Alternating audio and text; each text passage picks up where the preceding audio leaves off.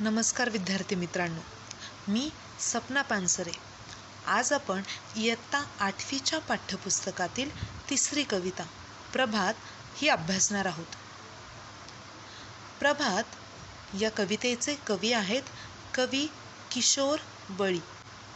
प्रभात या शब्दाचा अर्थ होतो सकाळ, मॉर्निंग. प्रभात या कवितेमध्ये कवी सांगतात की तंत्रज्ञानाच्या या नवीन युगात तरुण पिढीला स्वतःमधील कलागुणांना विकसित करण्यासाठी वेगवेगळ्या संधी उपलब्ध झाल्या आहेत. सगळे भेदाभेद विसरून मानवता निर्माण करूया व आपल्या देशाचे भविष्य उज्ज्वल करूया, असा संदेश त्यांनी या कवितेमधून दिला आहे. प्रभात या कवितेचे कवी किशोर बळी यांच्याविषयी आपण थोडक्यात माहिती पाहूया. यांचा जन्म 1981 साली झाला. प्रसिद्ध कवी. त्यांचे पाकळ्या हा चारोळी संग्रह, पहाटेच्या प्रतीक्षेत, अक्षरांचे सूर हे काव्यसंग्रह, धुम्मास हे वऱ्हाडी स्तंभलेखन इत्यादी लेखन प्रसिद्ध आहे. अनेक चित्रपटांसाठी त्यांनी गीतलेखन केले आहे. काही मालिका आणि चित्रपट यांतून अभिनय केला आहे. त्यांचे हास्यबळी.com या प्रबोधनपर एकपात्री कार्यक्रमाचे राज्यभरात सुमारे 300 प्रयोग झाले आहेत. त्यांना तुका म्हणे काव्य पुरस्कार, स्वर्गीय यशवंतराव दाते संस्थेचा विनोदी लेखन पुरस्कार, राष्ट्र सेवा दलाचा समाज शिक्षक पुरस्कार अशा अनेक पुरस्कारांनी सन्मानित करण्यात आले आहे.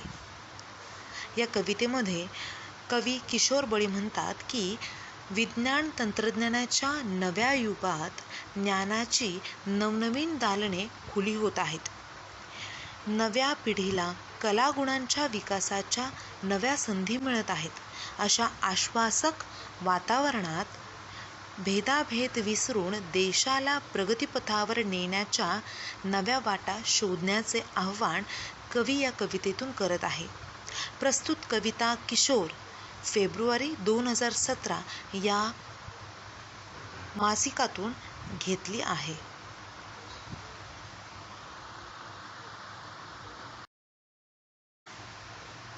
तर विद्यार्थी मित्रांनो, कवितेला सुरुवात करण्याअगोदर आपण ही कविता एकदा तालासुरात म्हणूया. हे ज्ञानाचे तेज पसरले नव्या युगाच्या नभात, कलागुणांच्या क्षितिजावरती ही प्रतिभेची प्रभात. हे ज्ञानाचे तेज पसरले नव्या युगाच्या नभात, कलागुणांच्या क्षितिजावरती ही प्रतिभेची प्रभात. भव्य पटांगण बाग मनोहर, फुला पाखरांचे जग सुंदर, आपुलकीचा सुवास पसरे मनामनातून इथे निरंतर. गुरुजनांची अमूल्य शिकवण या स्पर्धेच्या युगात, कलागुणांच्या क्षितिजावरती ही प्रतिभेची प्रभात. हे ज्ञानाचे तेज पसरले नव्या युगाच्या नभात, कलागुणांच्या क्षितिजावरती ही प्रतिभेची प्रभात. पायाभरणी अस्तित्वाची प्रयोगशाळा व्यक्तित्वाची, तण सुदृढ मन विशाल होई इथे रुजवणूक त्या तत्वांची. विचारधारा तीच वाहते नसानसांत रगारगात, कलागुणांच्या क्षितिजावरती ही प्रतिभेची प्रभात. हे ज्ञानाचे तेज पसरले नव्या युगाच्या नभात, कलागुणांच्या क्षितिजावरती ही प्रतिभेची प्रभात. नवीन स्वप्ने नवीन आशा ही प्रगतीची नवपरिभाषा, परिश्रमाने अभ्यासाने उन्नत बनवू आपुल्या देशा मिटवून सारे भेद चला रे मानवतेच्या युगात. कला गुणांच्या क्षितिजावरती ही प्रतिभेची प्रभात. हे ज्ञानाचे तेज पसरले नव्या युगाच्या नभात. कला गुणांच्या क्षितिजावरती ही प्रतिभेची प्रभात. ही प्रतिभेची प्रभात. ही प्रतिभेची प्रभात. हे ज्ञानाचे तेज पसरले नव्या युगाच्या नभात. कलागुणांच्या क्षितिजावरती ही प्रतिभेची प्रभात. पहिल्या 2 ओळीमध्ये कवी म्हणतात की हे ज्ञानाचे तेज, ज्ञान म्हणजे नॉलेज आणि तेज म्हणजे प्रकाश. हे ज्ञानाचे तेज पसरले नव्या युगाच्या नभात. नव्या युगाच्या नभात, नभ म्हणजे आकाश. तर विज्ञान आणि तंत्रज्ञानाच्या या युगामध्ये, या नवीन युगामध्ये आकाशात ज्ञानाचा आणि विद्येचा प्रकाश पसरला आहे. मोठ्या प्रमाणात ज्ञानाचा आणि विद्येचा प्रसार झाला आहे आणि कलागुणांच्या क्षितिजावर ही नवनिर्मितीची सकाळ उगवली आहे. म्हणजे बघा विद्यार्थी मित्रांनो, सध्याचं युग हे सायन्स आणि टेक्नॉलॉजीवरती आधारित आहे. आपल्याला वेगवेगळ्या प्रकारचं नॉलेज, वेगवेगळ्या प्रकारचं ज्ञान हे सहजासहजी आपल्याला मिळतं. त्याचा आस्वाद आपण घेतो आणि त्याचा प्रसारही आपण तितक्याच झपाट्याने करू शकतो किंवा करतही असतो. मग आपल्याला ज्ञान मिळाल्यानंतर आपल्या अंगातील कलागुण म्हणजेच वेगवेगळे स्किल्स हे आपोआप डेव्हलप होत असतात.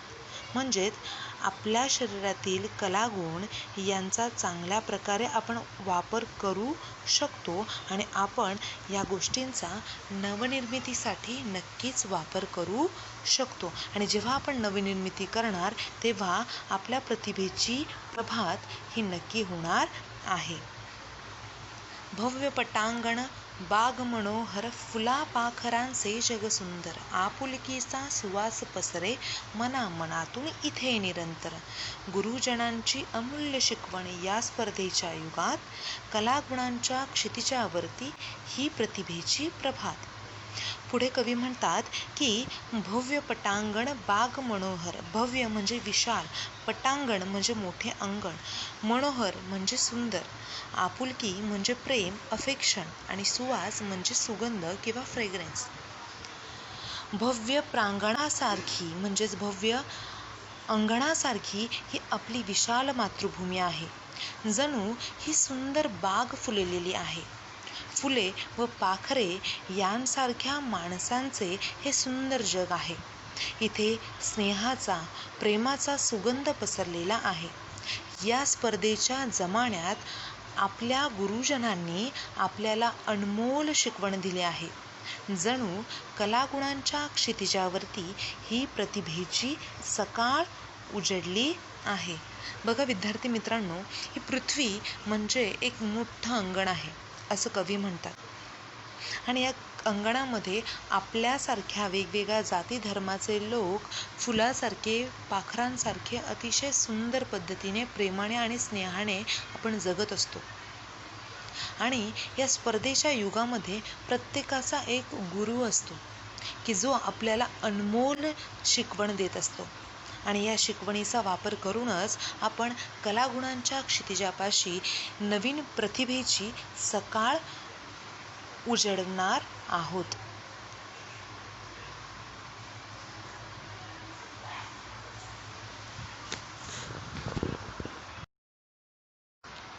पायाभरणी अस्तित्वाची प्रयोगशाळा, व्यक्तित्वाची तण सुदृढ मन विशाल होई. इथे रुजवणूक त्या तत्वांची. विचारधारा तीच वाहते नसा नसात, रगारगात. कलागुणांच्या क्षितिजावरती ही प्रतिभेची प्रभात. पुढील ओळीमध्ये कवी म्हणतात की व्यक्तिमत्वाची जी प्रयोगशाळा आहे, या व्यक्तिमत्वाच्या प्रयोगशाळेमध्ये आपल्या अस्तित्वाची पायाभरणी होते. आता पायाभरणी म्हणजे फाउंडेशन. म्हणजेच मुळातील भक्कमपणा आणि अस्तित्व म्हणजे आपलं स्वत्व. या प्रयोगशाळेमध्ये, व्यक्तिमत्वाच्या प्रयोगशाळेमध्ये आपल्या पर्सनॅलिटीची, व्यक्तिमत्व म्हणजे पर्सनॅलिटी, त्याची जडणघडण होते. म्हणजे आपली पर्सनॅलिटी डेव्हलप होते. त्या व्यक्तिमत्वाची जडणघडण होते अशा प्रयोगशाळेत रुजू झाल्यावर व्यक्तिमत्वात काय बदल होतात हे सांगताना कवी म्हणतात की शरीर कसं होतं तर निरोगी होतं, आरोग्यदायी व सुदृढ होतं. तन सुदृढ मन विशाल होई. तन म्हणजे शरीर, सुदृढ म्हणजे हेल्दी, विशाल म्हणजे मोठे. मन हे विशाल होतं आणि तन म्हणजे शरीर हे सुदृढ होतं. कधी तर व्यक्तिमत्वाच्या प्रयोगशाळेमध्ये आपण रुजू झाल्यानंतर शरीराला आजार स्पर्श करत नाही. मनातील सर्व जळमटे दूर होऊन मन स्वच्छ होते. मनात मानवतेचा रहिवास होतो आणि मन विशाल होते. मनामध्ये सत्वाची भावना निर्माण होते. मनामध्ये सात्विक भाव निर्माण होतात. मनात कोणत्याही प्रकारचे भेदभाव उत्पन्न होत नाहीत आणि सर्व दुर्गुणांचा निचरा होतो. थोडक्यात सांगायचं झालं तर कवीला असं म्हणायचंय की स्वतःचे अस्तित्व मजबूत करण्यासाठी व्यक्तिमत्वाच्या जडणघडणीची प्रयोगशाळा आहे आणि इथे शरीर निरोगी व आरोग्यदायी होते आणि मन विशाल होते. थोर मूल्यांचे, थोर तत्वांचे इथे रोपण होत असते. आपल्या नसानसात तीच अमूल्य विचारधारा रक्तासारखी वाहत असते आणि म्हणून कलागुणांच्या क्षितिजावर आता नवनिर्मितीची प्रभात होत आहे.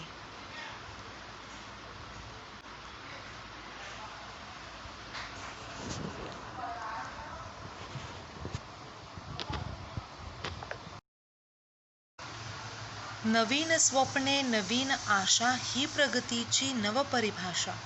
परिश्रमाने, अभ्यासाने उन्नत करूया आपल्या देशा. मिटवून सारे भेद सलारे मानवतेच्या युगात. कलागुणांच्या क्षितिजावरती ही प्रतिभेची प्रभात. शेवटच्या कडव्यामध्ये कवी म्हणतात की नवीन स्वप्ने उराशी बाळगून नवीन आशेने पल्लवित होऊन प्रगतीची नवीन व्याख्या करूया. असं तरुण पिढीला सल्ला देताना कवी म्हणतात, आपल्या मेहनतीने व गाढ अभ्यासाने आपल्या देशाला उन्नत बनवण्याचे असेल तर आपल्यातील हेवे दावे, भेदाभेद हे सर्व मिटून टाकायला हवेत. तरच माणुसकीचे युग निर्माण होईल आणि तरच माणुसकीचे युग हे अवतरेल. मानवतेचे युग निर्माण करूया. त्यासाठी परस्परातील विषमतेचे विष धुडकावून लावूया आणि सर्व समान आहोत असा विश्वास एकमेकांमध्ये रुजूया. नवीन स्वप्ने, नवीन आशा ही प्रगतीची नवपरिभाषा. परिभाषा म्हणजे व्याख्या, म्हणजे डेफिनेशन. उन्नत म्हणजे विकसित, भेद म्हणजे फरक आणि मानवता म्हणजे माणुसकी. परिश्रम, मेहनत आणि कष्ट. थोडक्यात या शेवटच्या कडव्यामध्ये कवीला असं म्हणायचंय की इथल्या मनामनात नवीन स्वप्ने रुजली आहेत, नवीन उमेद, नवीन आशा फुलल्या आहेत. प्रगतीची ही नवीन व्याख्या आम्ही दृढ केली आहे. अपार कष्टाने व अविरत अभ्यासाने आपल्या देशाला आपण प्रगतिशील बनवू शकतो. सारे भेदाभेद मिटवून माणुसकीचे नवीन युग निर्माण करूया. का? कारण कलागुणांच्या या क्षितिजावर नवनिर्मितीची सकाळ झाली आहे.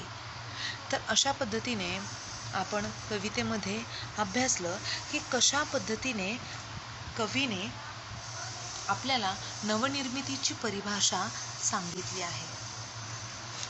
प्रभात म्हणजे सकाळ, आणि ही सकाळ कशा पद्धतीने निर्माण होऊन आपण आपला देश प्रगतीपथावर नेऊ शकतो. थोडक्यात पूर्ण कविता आपण पाहूया. तंत्रज्ञानाच्या किंवा नवीन युगाच्या आकाशात ज्ञानाचा, विद्येचा प्रकाश पसरला आहे. कलागुणांच्या क्षितिजावर ही नवनिर्मितीची सकाळ उगवली आहे. भव्य प्रांगणासारखी ही आमची विशाल मातृभूमी आहे. जणू ही सुंदर बाग फुलली आहे. फुले व पाखरे यांसारख्या माणसांचे हे सुंदर युग आहे. इथे स्नेहाचा, प्रेमाचा सुगंध पसरलेला आहे. या स्पर्धेच्या जमान्यात आपल्या गुरुजनांनी आपल्याला मोलाची शिकवण दिली आहे.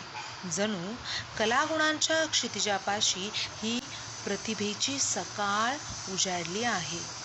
स्वतःचे अस्तित्व मजबूत करण्यासाठी ही व्यक्तिमत्वाच्या जडणघडणीची प्रयोगशाळा आहे. इथे शरीर निरोगी व आरोग्यदायी होते आणि मन विशाल होते. इथे मूल्यांचे, थोर तत्वज्ञांचे इथे रोपण होते. आमच्या नसानसात, रगारगात तीच मूल्य विचारधारा रक्तासारखी वाहत आहे. कलागुणांच्या क्षितिजावर आता नवनिर्मितीची प्रभात होत आहे. इथल्या मनामनात नवीन स्वप्न रुजली आहेत. नवीन उमेद, नवीन आशा फुलल्या आहेत. प्रगतीची ही नवीन व्याख्या आम्ही दृढ केली आहे. अपार कष्टाने व अविरत अभ्यासाने आमच्या देशाला आपण प्रगतिशील बनवूया. सारे भेदभाव मिटवून माणुसकीचे नवीन युग आणूया. कलागुणांच्या या क्षितिजावर नवनिर्मितीची सकाळ झाली आहे. या सगळ्या बदलामुळेच कलागुणांच्या या क्षितिजावर नवनिर्मितीची सकाळ झाली आहे.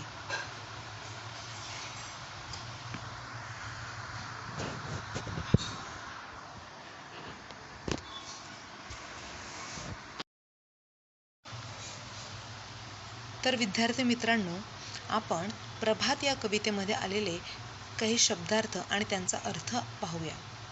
प्रभात सकाळ, तेज प्रकाश, प्रतिभा नवनिर्मितीची शक्ती, मनोहर सुंदर, आपुलकी आत्मीयता स्नेह प्रेम, निरंतर सतत नेहमी, पायाभरणी मुळातील भक्कमपणा, अस्तित्व स्वत्व, सुदृढ निरोगी आरोग्यदायी, नवपरिभाषा नवीन व्याख्या, उन्नत विकसित, परिश्रम मेहनत कष्ट, क्षितिज आकाश पृथ्वीला टेकलेले आहे असे दिसणारी भासमान रेषा.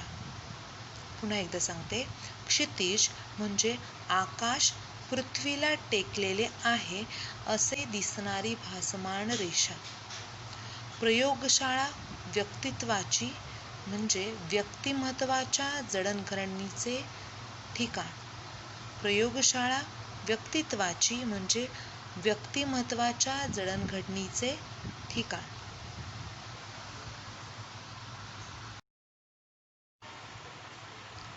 बघा विद्यार्थी मित्रांनो, आता आपण कवितेवर आधारित काही कृती करणार आहोत.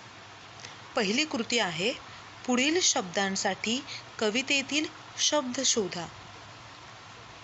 पुढील शब्दांसाठी कवितेतील शब्द शोधा म्हणजे find the words from the poem for the following. काही शब्द आहेत आकाश, सुगंध, सुंदर, शरीर. या 4 शब्दांसाठी कवितेमध्ये आलेले शब्द आपल्याला शोधून काढायचे आहेत. कविता शिकवत असताना मी तुम्हाला त्याचे पर्यायी शब्द म्हणजे समानार्थी शब्द सांगितलेले आहेत. आकाश या शब्दासाठी कवितेमध्ये आलेला शब्द आहे नभ. आकाश, नभ. सुगंध या शब्दासाठी कवितेमध्ये आलेला शब्द आहे सुवास. सुगंध, सुवास. सुंदर या शब्दासाठी कवितेमध्ये आलेला शब्द आहे मनोहर. सुंदर, मनोहर. शरीर या शब्दासाठी कवितेमध्ये आलेला शब्द आहे तन. शरीर, तन. पुन्हा एकदा सांगते. आकाश, नभ. सुगंध, सुवास. सुंदर, मनोहर. शरीर, तन. त्यानंतरचा प्रश्न आहे, त्यानंतरची कृती आहे, विशेष्य व विशेषणाच्या जोड्या जुळवा. विशेष्ये व विशेषणाच्या जोड्या जुळवा. म्हणजे काही दोन गटांमध्ये अ गट आणि ब गट यामध्ये काही विशेषण दिले आहे आणि काहीमध्ये विशेष दिले आहेत. बरोबर. मग तुम्हाला त्यांच्या जोड्या ओळखायच्या आहेत आणि जोड्या जुळवायच्या आहेत. बघा, भव्य अ गटामध्ये शब्द आहेत भव्य, अमूल्य, नवे, सुंदर, विशाल. हे काय आहेत? विशेषणं आहेत. ही काय आहेत? विशेषणं आहेत. आणि ही विशेषणं कोणत्या शब्दासाठी वापरली आहेत? ती आहे विशेष्य. बघा, मन, युग, शिकवण, पटांगण आणि जग. बघा, विशेषण आणि विशेष्य या दोघांच्याही जोड्या आपल्याला इथे जुळवायच्या आहेत. भव्य कवितेमध्ये आलेले भव्य काय आहे? पटांगण. पटांगण कसे आहे? भव्य. अमूल्य, शिकवण. नवे, युग. सुंदर, जग. विशाल, मन. पुन्हा एकदा सांगते. भव्य पटांगण, अमूल्य शिकवण, नवे युग, सुंदर जग, विशाल मन. तर अशा पद्धतीने कवितेवर आधारित आपण कृती करू शकतो. धन्यवाद.